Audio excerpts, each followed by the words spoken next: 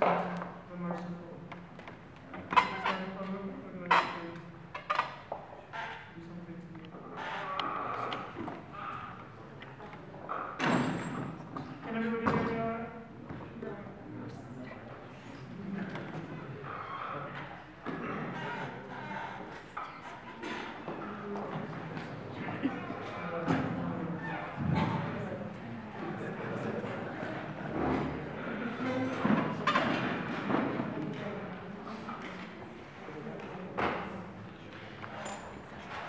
Assalamu alaikum to all of you, peace be with you. It's an honor to be here and to be able to have this conversation.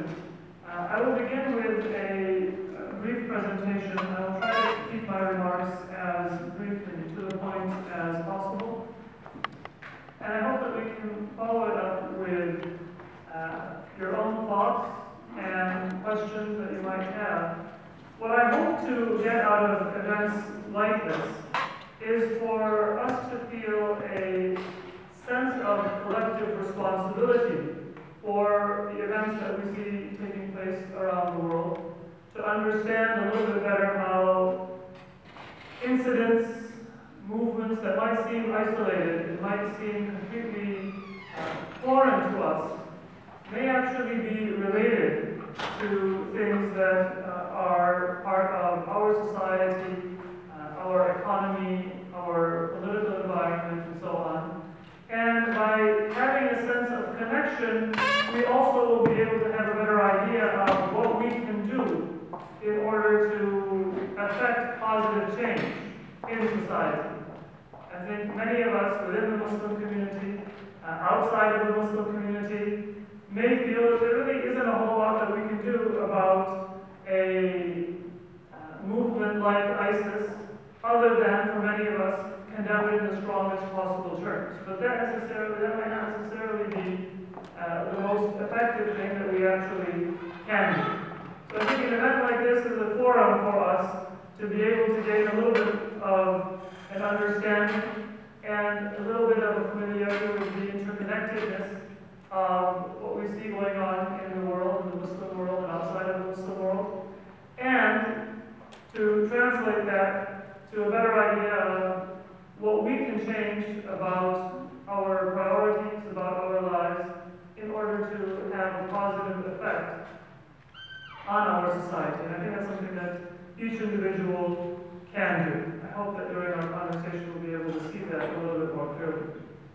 And that's why I want to begin with a question that you don't need to answer out loud, but think about it for a moment. What is the first thing that comes into your mind when you hear the word ISIS? Or before that, Al-Qaeda? Or perhaps another similar organization? There's been a proliferation of these types of organizations. What is the first word that will come into your mind? Most people would say that the first thing that would come into their mind is terrorism. And that is a framing that we have. I'm not going to be focusing primarily on the media coverage of events in the Middle East and current events in general. And I'm not going to be approaching our talk from the perspective of a political scientist. But I want to draw our attention to the way that we understand certain phenomena and how that might influence our response. The priorities that we have in responding or in condemning something. Terrorism is the dominant framework that many of us have for understanding ISIS and other violent movements, or extremist movements or terrorist movements that exist throughout the world. Many of us, though, may not really be aware, and some of us who are more attuned to it, we might be aware of the extent to which the term terrorist is a subjective term. It's difficult to define it. Political scientists have made an effort to define it. I'm not going to be concerned with that definition, but I want to look at it from the perspective of Islam and from the Quran. There is a verse in the Quran, and this is in Surah Al-Anfal, and it is verse number 60 and verse number 61. I will read it in Arabic. I see that there are some of our members of the audience who may have studied or may be fluent in Arabic, and then I will give a translation for the benefit of those of you who are not familiar with Arabic. The verse begins, Bismillahirrahmanirrahim, وَأَعِدُّوا لَهُمْ مَا اسْتَطَعْتُم مِّن قُوَّةٍ وَمِن رِّبَاطِ الْخَيْلِ تُرْهِبُونَ بِهِ عَدُوَّ اللَّهِ وَعَدُوَّكُمْ وَآخَرِينَ مِن دُونِهِمْ لَا تَعْلَمُونَهُمْ اللَّهُ يَعْلَمُهُمْ وَإِن جَنَحُوا لِلسِّلْمِ فَاجْنَحْ لَهَا. Skip the portion of the verse. وَإِن جَنَحُوا لِلسِّلْمِ فَاجْنَحْ لَهَا وَتَوَكَّلْ عَلَى اللَّهِ. The verse says that when you are faced with a society, an environment where you have enemies, then prepare for them what you are able of military strength and of cavalry or other forms of military strength. تُرْهِبُونَ بِهِ عَدُوَّ اللَّهِ وَعَدُوَّكُمْ. And that uses the same root in Arabic that is used for terrorism today. Terrorism in Arabic is referred to as al-irhab. And this verse says that prepare for them that military strength that you would translate it perhaps terrorize, or that you may strike fear in the hearts of the enemy of God and your enemy. And then the next verse continues that if they tend towards peace and they wish to have peace, then also you should tend towards peace and you should accept peace. Now, this verse seems to address the issue of striking fear in the heart of an opponent and to legitimize it. And this verse is used by some of these groups to say that we take pride in being irhabi, in being terrorists, in striking terror in the heart of our enemy, because it is a commandment of the Quran. Now, it is clear for most of us, Muslim, non-Muslim, and most people throughout the world, that terrorism is something that is not to be justified. When we see religious groups, movements using violence, or non-religious groups using violence, then we will generally have an aversion and a condemnation of it. But sometimes the term is changed and the condemnation might be slightly less vocal. So if somebody says terrorism can be justified in certain circumstances, I would hope that we would have a unanimous condemnation of that here in this audience and many places outside of this audience. But turn terrorism and say shock and awe. And maybe not in our audience here, but a lot of people in this country and maybe elsewhere in the world did not have a problem with shock and awe when it was applied to Iraq, resulted in the direct killing of tens of thousands of civilians and, frankly, the terrorization, and that is what shock and awe meant, the overwhelming terrorization of an entire country and an entire society. Now, is there a qualitative difference? Is there a substantive difference? Is there a difference in meaning between shock and awe and between terrorism? I would be very hard-pressed to try to find one. But we see that if a person defends terrorism, they will be very strongly condemned, considered outside of the pale. However, shock and awe is military doctrine that has been applied. And I'm not condemning U.S. military practice or military doctrine or foreign policy per se, because the United States is not the only country that has applied a similar doctrine in modern times or throughout history. But if we look at, for example, the events of World War II and wars that took place after that, this idea of terrorizing the enemy and even targeting non-military targets was widely used. And it resulted in the death of many many more people than ISIS or other similar terrorist groups have yet been able to accomplish. And I want to be clear, if they have resulted in less deaths, it's not because they don't have the intention to do so. They don't have the firepower. The point is not to draw a comparison and to excuse any one form of violence, but to give some perspective, because that perspective is going to be very important in having a constructive role and in finding solutions.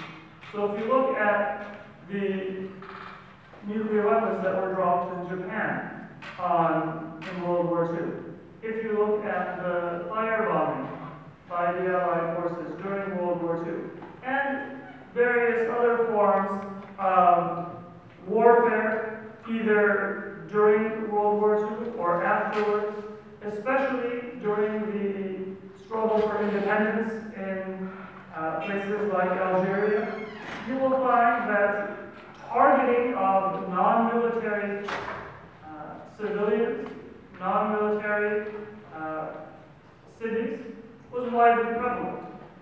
And yet, we don't frame it in the same way as we frame terrorism that might be practiced by non-state actors or even by state actors that our society or our media is not on good terms with. It's extremely important for us to be aware of that framing. Now, there are responses within the Muslim community to verses like this. In some cases, people will say, where is that in the Quran? We need to really have a modern Arab go through and edit the Quran and either change the way that it's worded in the Arabic or change the way that modern Arabs refer to terrorism, find a word that cannot be so easily misconstrued. Maybe not that blatantly, but in some ways you do have Muslims who are very uncomfortable with parts of the Quranic message. And they might have an apologetic tone or perhaps a condescending tone towards parts of the Quran or parts of the traditional practice of Islamic law. And that's something that I hope that we will be able to talk about partially, perhaps during my presentation, and if not, afterwards. Is that sometimes counterproductive when we have that dynamic? But what I want to focus on at the moment is that the opposite response will also take place. When you have some who will perhaps be uncomfortable, then there will be others who will fully own it and will try to justify a particular understanding of a verse, a text, in this case, a word from the Quran, that may be very far removed from the scholarly or the classical understanding of what that verse means. This conversation is something that is hampered when we are unaware of the way that things are framed and the effect that that has in popular perception. A big part of the problem that we have in ISIS, and this is something that I'm going to talk about towards the end of my presentation, is that it is divorced from Muslim societies, individuals, or groups who are rooted within the classical Islamic tradition. If you are a non-Muslim and you want to know what Muslim should I be afraid of and what Muslim should I not be afraid of, in general I'm not in favor of stereotyping, but if you really need to sometimes, stereotype an ethnic group, stereotype a religious group, one thing that you can be pretty safe and assured of is that if there is a Muslim who is attached to a center of worship, who is rooted in a theological, a legal, a spiritual tradition, outwardly their dress and their speech may seem very foreign. They may seem far less integrated within Western culture, Western society than many other people. But you can be very confident that they will not be using their texts and their religious tradition in a way that would be offensive or that would be damaging to another person. And largely speaking, they will have a degree of respect for members of other religious traditions or people who may not belong to a religious community at all. Largely speaking, that is the case, and many studies will bear out that point. So what we are dealing with is we are dealing with people, we are dealing with a phenomenon, we are dealing with a movement where individuals are often getting their understanding of Islam. They are Muslim, but generally they're getting their understanding of Islam from the media. They're getting their political motivation from society.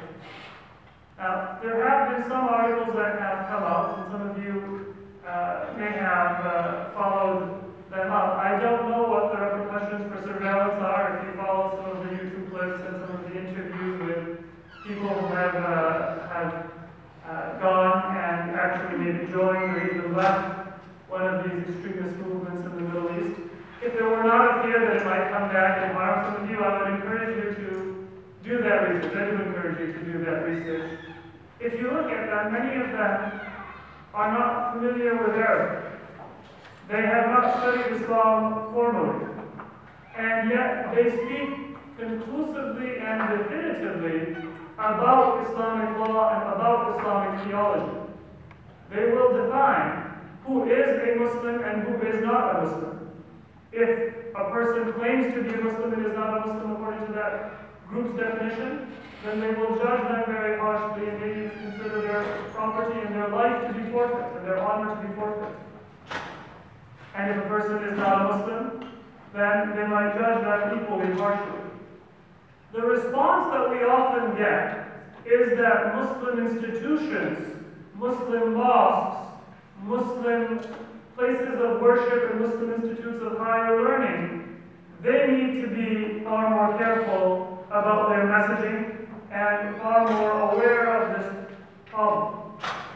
Now, I don't want to exonerate any group that may have had a role or that may be able to play a role in preventing and mitigating the threat of extremism. But let's be very clear. The majority of people who, from the West or from the Muslim world, who are falling into this trap, they are not doing so because they have learned that response. They have learned that extremism from a mosque or from a Muslim house of worship or from a historical, religious, legal, or spiritual tradition that is recognized within the Muslim world. There are exceptions to that, and I will address some of those exceptions.